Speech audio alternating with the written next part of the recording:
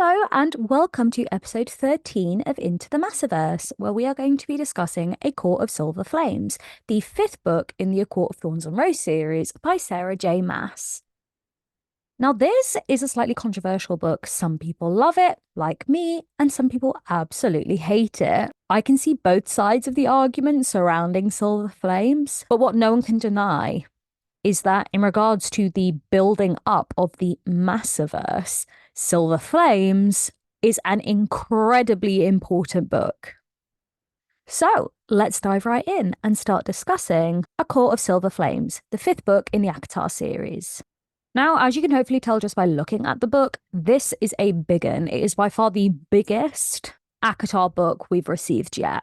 So what I'm going to do is go through this book chapter by chapter so that we don't miss out anything important.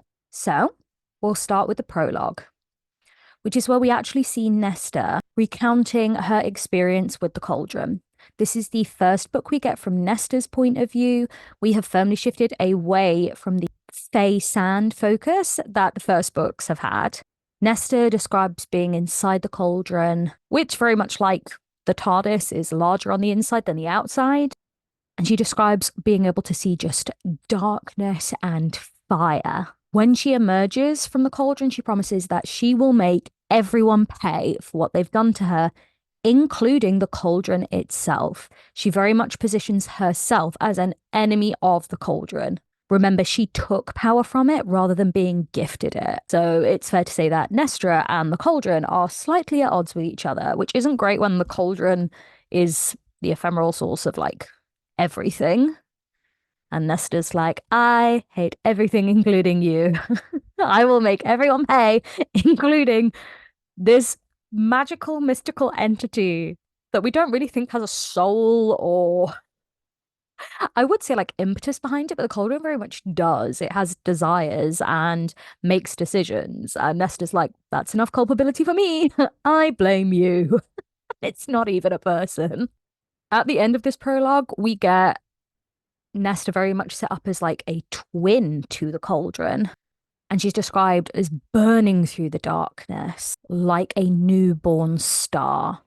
We then delve into the first part of the book that's simply called Novice.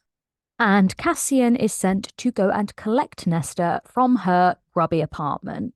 We find out that both Elaine and Feyre keep trying to get Nesta to move to a more habitable area of Valaris, but Nesta refuses. She quite likes living that shabby chic lifestyle, and it's mainly because no one around her judges her at all for what she's doing and how she's living her life. Which we find out Nesta is spending pretty much all of her time drinking and whoring around town. Sounds like a blast. And when Cassian arrives at her apartment, he literally makes her kick the guy she's got in her bed out of her bed. And we're like, Cassian's so not cool with it. But Nesta's giving FML vibes quite literally. We also find out that Rhys has made like several job offers to Nesta. He's wanting her to contribute to life in the Night Court in some way.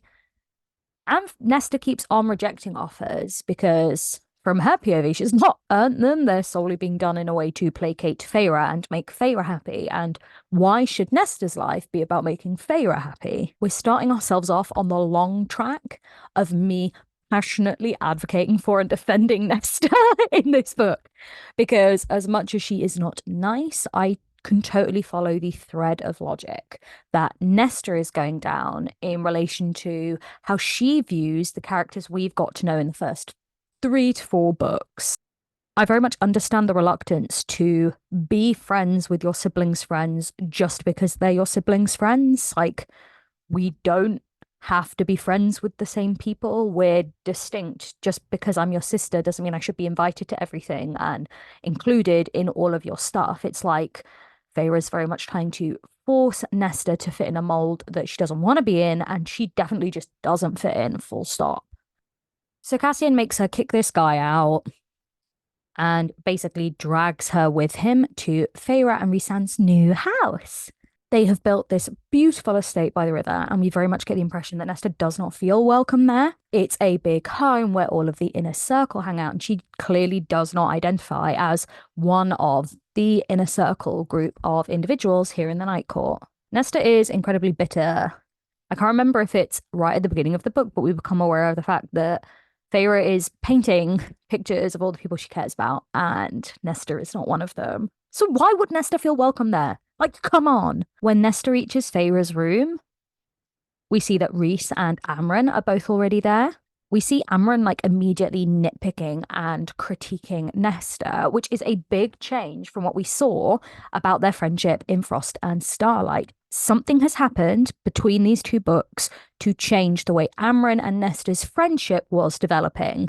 We find out there was some kind of argument at the summer party everyone attended that has kind of irrevocably fractured that friendship that was forming, which is a shame because it was very much looking like Amren was Nesta's only friend within the inner circle. And now we know that is no longer the case. She is 100% ipso facto not one of them anymore. Like, there'd been a little bit of hope that maybe she'd found some kind of friendship with one of the gang, but nah, she and Amren, big falling out. The inner circle start talking about how Nesta basically spends and spends money and contributes nothing to life in Valaris, the workings of the inner circle, and just the Night Court in general. And I'm just going to point out here, Nesta didn't want to be there. Nesta didn't want to be a fae. Nesta didn't want to come and live in Valaris.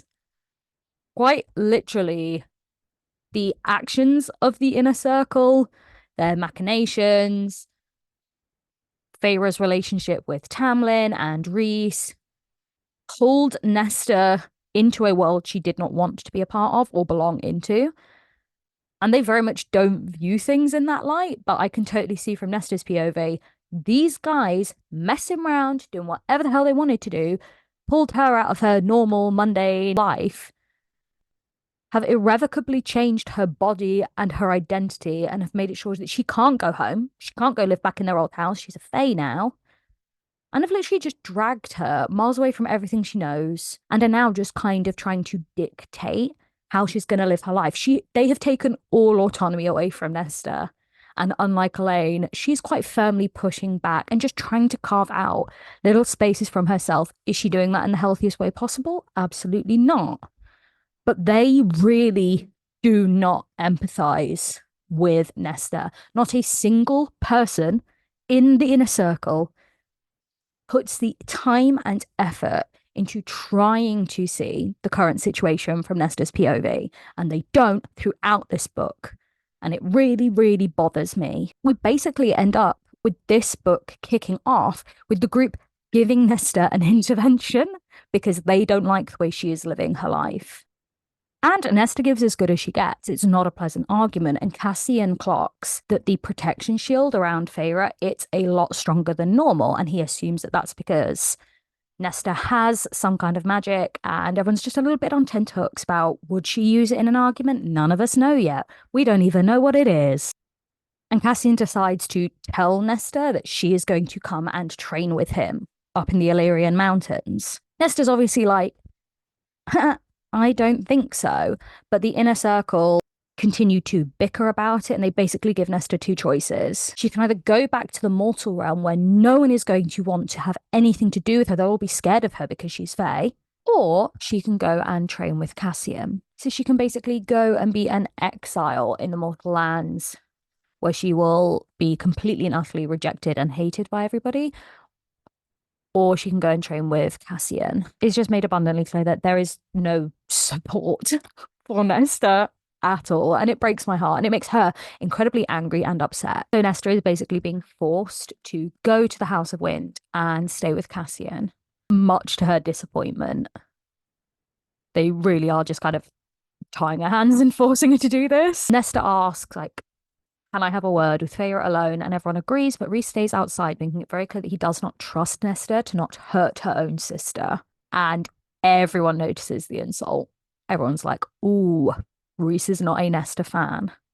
When the two of them are left alone, Nesta is furious. She realizes that the Night Court have been watching her far closer than she thought, and they have been judging her completely since she moved to Valaris. By the end of the conversation, Nesta says, look, I'm not going to train for anything. Like, how dare you guys insist that I do X, Y, and Z? How dare you dictate how I live my life? And Feyre says, well, you're going, even if we have to tie you up and carry you there. So Nesta's in an absolute rage. Like, this is peak Nesta anger. And I kind of get why.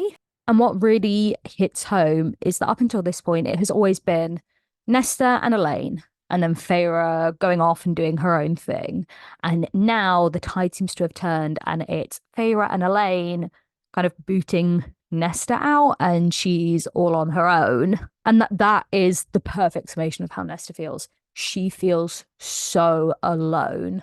You know, everyone's just kind of moving on and leaving her behind. And even Amren has done the same thing. She's made that clear to Nesta on the barge with whatever happened.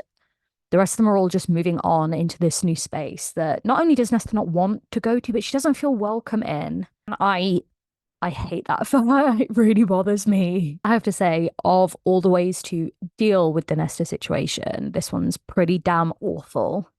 Like, all tea, no shade, no pink lemonade. The inner circle are wrong uns for this. Like, I think they treat Nesta appallingly.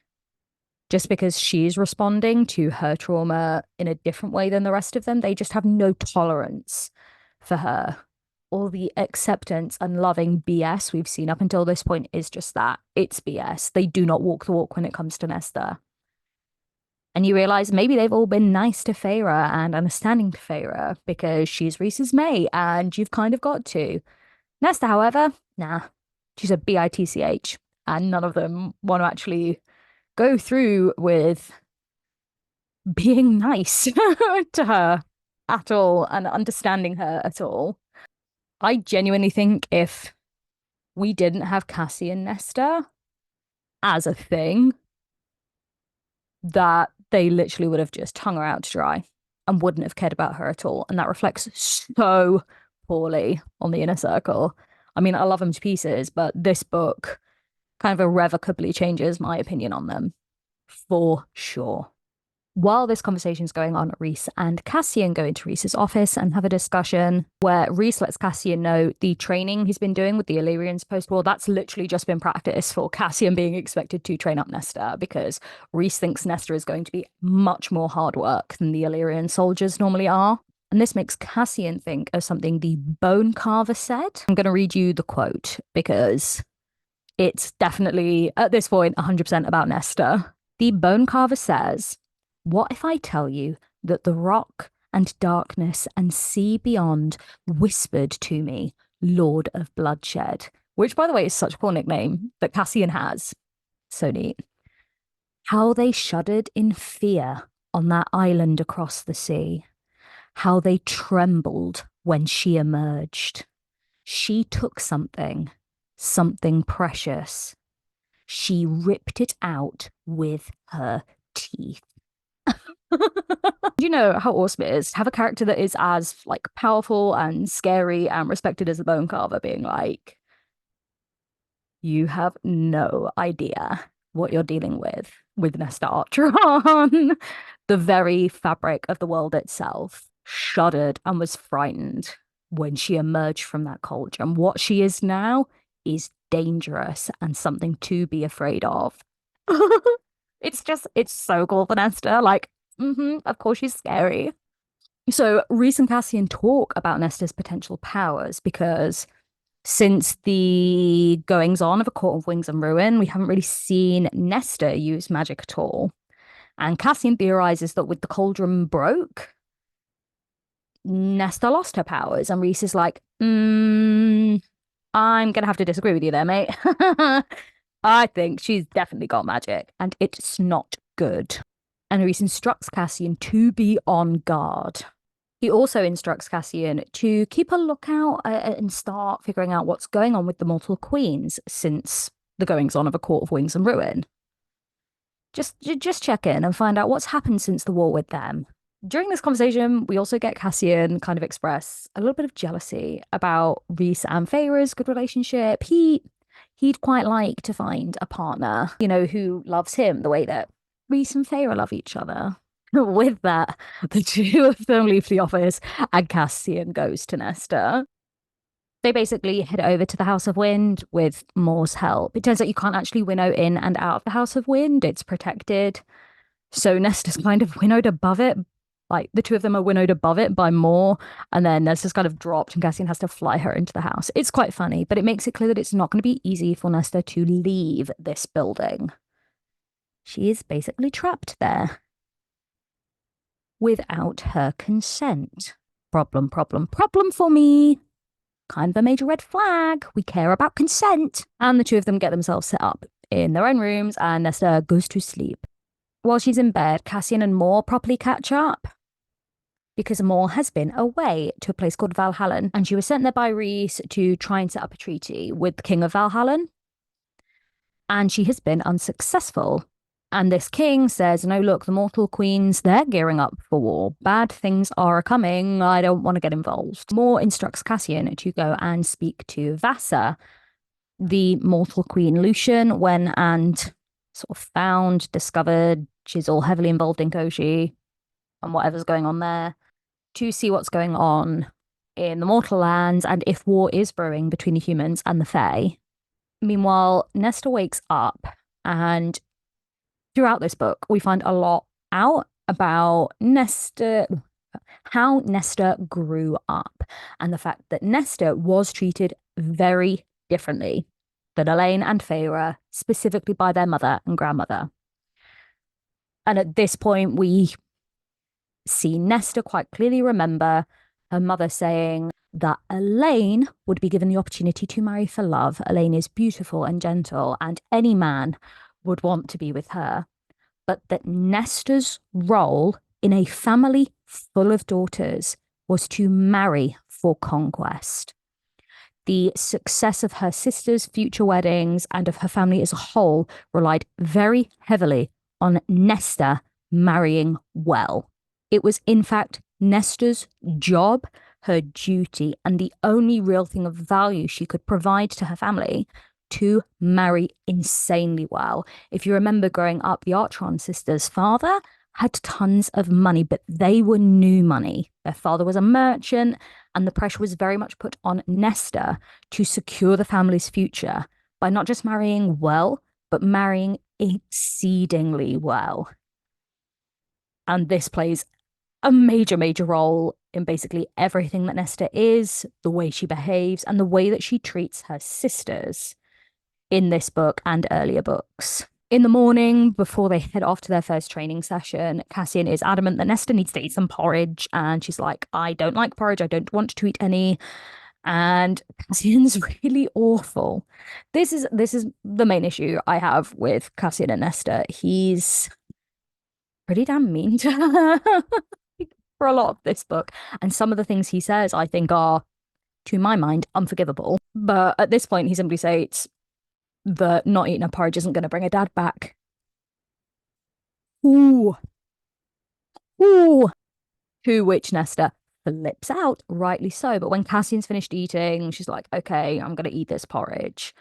And the two of them head to the Illyrian camps to train, and they are in front of all of these Illyrians, and Nesta just refuses.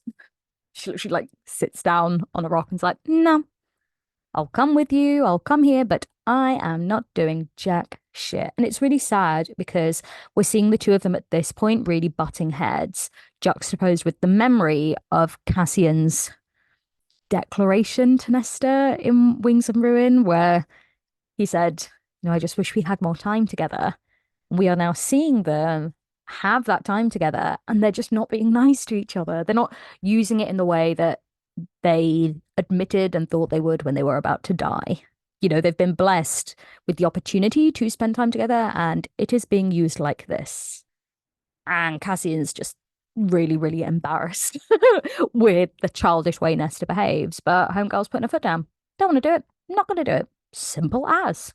Nesta literally does not move from the top of this rock until Moore winnows to the Illyrian camp to pick them up at the end of the day and return them to Valaris and the House of Wind. House of Wind links to the library. It's basically the only other place that Nesta can go, full stop.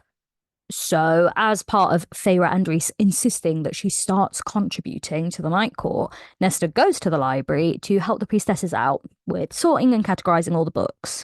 She works down there for hours while Cassian is off throwing a bit of a temper tantrum because he's been embarrassed in front of the Illyrians, which I am kind of making fun of. But if you remember, things are pretty sensitive with the Illyrians at the minute. And so Cassian's authority being undermined by Nesta is not good for the broader political machinations at play. Some would argue that making Nesta do this at this time, knowing what you know about her, probably would not play well and would not look good in front of the other Illyrians. Just the assumption that, yeah, of course, Cassian's going to tell her what to do and she's going to do it clearly does not check out. Fangirl was obviously going to be difficult and an arse. And unfortunately, what it does, it shows to the Illyrians, oh, there is someone that Cassian cannot control. He is not this super powerful, forceful being we thought he was. It starts showing that he's fallible and he does not want to appear fallible in front of the Illyrians who are, you know, rumbling with discontent ATM, and he's meant to be in charge of them. The next day, instead of, you know, trying the training thing again, Moore winnows Cassian over to the Mortal Lands to visit Durian, Vassar, and Lucian, who all now live together in this, like, little court of misfits. Cassian is really pissy about the way Nesta's been behaving because he knows that she knows that the way she's just behaved has basically undermined any authority he has in front of his men, and she still did it anyway. And I make her right. But Cassian realizes Eris is there, and Cassian hates Eris. Because of the whole Moore situation, there's definitely bad blood there. Cassian hates Eris. Moore is dodgy about the whole thing. We don't know the truth of what really played out there. But Eris tells Cassian that several dozen of his soldiers were out on patrol a couple of days ago and haven't reported back at all. Even Eris's like super duper famous hounds, they're really, really cool. I hope we get to see the hounds in later books. They could not track the men down. They really have just disappeared. Vassar shares the fact that the hounds detected some kind of strange scent at the men's last location. Ones that kind of smelt human but weren't. It's all very, very odd. We've got a bit of a mystery going on. Cassian takes the opportunity to ask Vassar about the other mortal queens and what they're planning. Vassar says, oh no, there are rumors that they are building an army. Things are not looking great. They look like they are poised to start trouble. But she says the only queen who's going to be bold enough to actually go through and do something would be Brialyn, who we met back in Wings and Ruin. Because Nesta and Elaine were put in the cauldron to prove the power of the cauldron and that it could turn normal human beings immortal and into fae, which the mortal queens wanted because they want to live forever. But Nesta went into the cauldron and took something from it when she came out. So when Brialyn went to like jump in afterwards, like, woohoo, I'm going to be young and turned into fae as well, the cauldron punished Brialyn.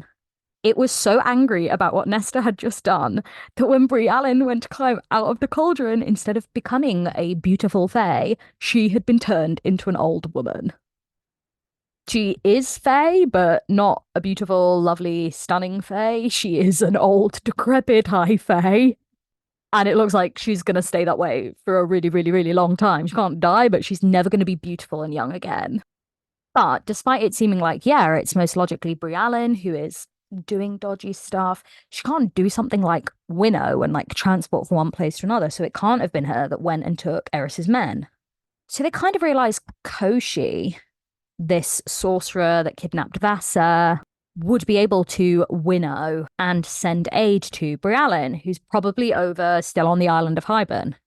Because, you know, none of the Fae were going to help the queens come back.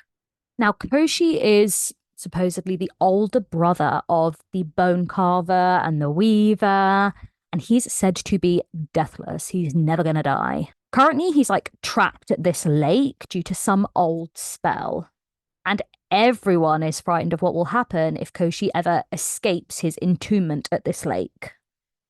During this meeting, Eris informs Cassian that his father, the High Lord of Autumn, he's already sided with Brialyn. Okay, Lord Beron, he's Hundy P, a bad guy, and he's going to be on their side if and when war comes. Eris says that when his father went and met with Brialyn, he took a group of men with him who've come back and aren't the same since. But Eris tells Cassian at that point, do not tell anyone else about my father's plans. I'm the only person in the Autumn Court who knows that my father's been meeting with Brialyn. So if it gets out, my father will know that I'm not on his side. He will know that I am the one who's passed this information on. He will kill me, which shows an awful lot of trust on Eris's part. It shows that he's more interested in doing what's right than keeping himself safe. In case you can't tell, I really like Eris. I just do. I can't help it. Cassian might hate him, but I really like him. And I feel bad for him in this book. And others, actually. Just full stop, I feel bad for Eris.